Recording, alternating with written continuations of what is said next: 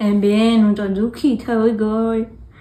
ભગવાનને આવા દી દેખાડવાના બાકી રહી ગયા છે નથી. બેન વહુ તો મારું કઈ કયું ન કરે. ઈદમાં દીકરાનું શું કયું કરશે? બેન મારો દીકરો બિચારો ભૂખો રહેતો હશે.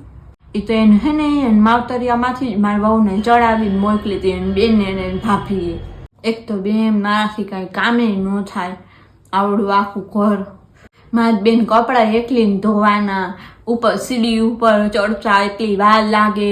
આમાં બાજુવાળાની વહુ હે કેવી બેન ડાય હે વહુ, તમે જોવો તો. અમારે ઘણી કાકા બાપામાં વહુ હે, પણ મારી વહુ જેવી નહીં કે બેન વહુ જ ન જોઈ.